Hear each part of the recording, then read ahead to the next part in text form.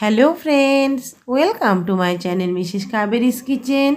আজকে আমি তৈরি করব একটা নতুন ধরনের পিঠে, যে পিঠে করতে ভীষণই কম উপকরণ লাগে এবং খুব দামি উপকরণ কিন্তু লাগে না, তবে খেতে কিন্তু হয় অসাধারণ। তো আপনারা অনেক রকম তো পিঠে খেয়েছেন, এই রকম পিঠে একবার অন্ততপক্ষে ট্রাই করে দেখুন। আশা করি আপনাদেরও ভীষণ ভালো লাগবে আজকের এই নতুন পিঠে। শুরু করি রেসিপি।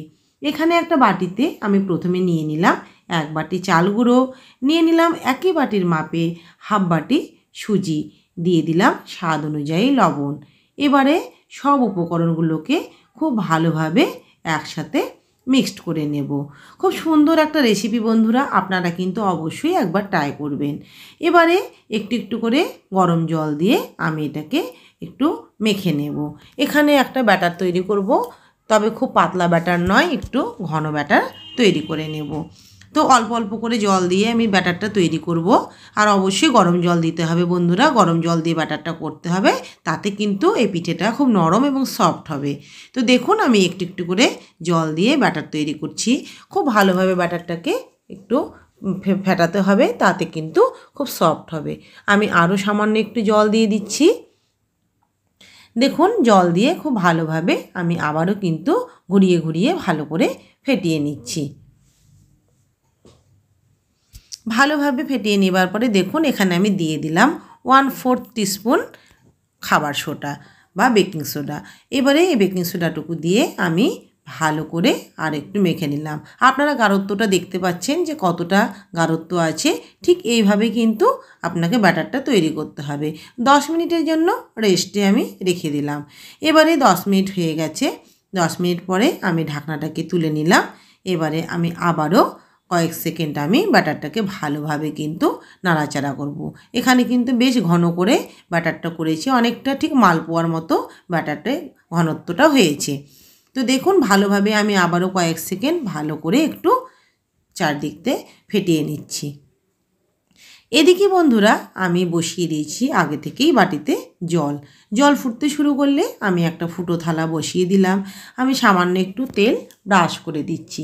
ভালো করে একটু তেলটাকে ফুটো থালার মধ্যে ব্রাশ করে দিচ্ছি। এখানে আমার এই ফুটো থালাটা কিন্তু সাইজে একটু ছোট, যার জন্য বেশি পিঠে একসাথে দেওয়া যাবে না। তবে একটু যদি বড় থালা হয় তবে একসাথে কিন্তু অনেকগুলো পিঠে আপনারা দিতে পারবেন। তো দেখুন এইভাবে আমি চারিদিক থেকে কিন্তু একটু করে ব্যাটার দিয়ে দিয়ে আমি তৈরি করে নিচ্ছি। এখানে যেহেতু থালাটা ছোট, যার জন্য ব্যাটারটা একটু যেহেতু নরম, সেই জন্য কিন্তু প্রত্যেকটার সঙ্গে প্রত্যেকটা গায়ে লেগে যাচ্ছে। তবে তোলার সময় কিন্তু বন্ধুরা খুব একটা অসুবিধে হবে না। এবারে আমি এখানে দেখুন দিয়ে দিলাম একটু নারকেল। আমি সামান্য একটু গুড় দিয়ে একটু জাল দিয়ে রেখেছিলাম শুকনো করে, ঝরঝরে করে, সেটাকে আমি দিয়ে দিলাম একটু একটু করে ছড়িয়ে। খুব বেশি কিন্তু দেবো না বন্ধুরা, খুব অল্প করেই দেবো কিন্তু, তাহলে খেতে ভালো লাগবে। হালকা লবণ, হালকা মিষ্টি, খেতে কিন্তু ভালো লাগবে। এবারে সবগুলোর ওপরে একটু করে ছড়িয়ে দিলাম। দেওয়ার পরে এখন আমি এর ওপরে আবারও সামান্য একটু করে ব্যাটার দিয়ে সেটাকে আমি ঢাকা দিয়ে দেব। যদি আপনাদের এখানে নারকেল না থাকে তা আপনারা কিন্তু চাইলে একটু গুড় এরকম করে দিতে পারেন, যে কোনো গুড়, খেজুরের গুড় অথবা আখের গুড়। তো দেখুন এইভাবে আমি চারিদিক থেকে ওপর থেকে আমি আবারও দিয়ে এখন একটা থালা দিয়ে ঢাকা দিয়ে দিলাম 2 মিনিটের জন্য। এখানে আমি ঠিক 2 মিনিটও হয়নি বন্ধুরা, 1.5 মিনিট পরেই কিন্তু আমি ঢাকনাটাকে তুলে নিলাম। দেখুন এটা কিন্তু পুরো সেদ্ধ হয়ে গেছে, দেখে বুঝতে পারছেন। এবারে যে জায়গাগুলো জোড়া লেগে গেছিলো আমি সেই জায়গাগুলো একটু খুন্তি দিয়ে কেটে দিলাম। এবারে আমি একটু উল্টে দেব। দেখুন উল্টাতে কোনো অসুবিধা হয় না বন্ধুরা, বা লেগেও যায় না। তো যদি বড় থালা হয় বন্ধুরা তাহলে কিন্তু একটু গোলই হবে, কারণ একটার সঙ্গে আর একটা লাগবে না, যেহেতু থালাটা ছোট যার জন্য একটার সঙ্গে একটা লেগে যাচ্ছে। তো এবারে আমি আবারও ঢাকা দিয়ে আমি কয়েক সেকেন্ড রাখবো বন্ধুরা, 30 সেকেন্ড মতো রাখবো। তো 30 সেকেন্ড হয়ে গেছে, আমি এবারে কিন্তু ঢাকনা নামিয়ে নিলাম। এবার পিঠেগুলোকে তুলে নেব। খুব সফট এবং নরম হয় বন্ধুরা, খেতেও ভীষণ সুন্দর হয়। তবে আমি কিন্তু এই পর্যায়ে কিন্তু কাজটা আমি বন্ধ করব না এখনও, কারণ আমি কিন্তু এটাকে আর একটা করব। আপনারা যে কোনোভাবেই কিন্তু এই পিঠেটা খেতে পারেন। তো এবারে দেখুন আমি আবারও আরেকটু দিয়ে দিচ্ছি। একইভাবে আমি সেই সব পিঠেগুলোকেও কিন্তু তৈরি করব।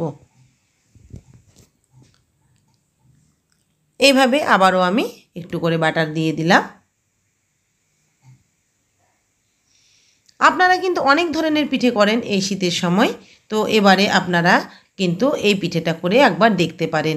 খুব অল্প সময়ে অল্প খরচে কিন্তু এই পিঠেটা কিন্তু হয়ে যায়, খেতেও লাগে অতি সুন্দর। তো আপনারা একবার প্লিজ ট্রাই করবেন, আর ভালো লাগলে অবশ্যই কিন্তু একটা লাইক দেবেন। আপনারা কিন্তু প্রত্যেকে ভিডিও দেখেন, আমার ভিডিও আমি দেখেছি, অনেকেই আমার ভিডিও দেখেন।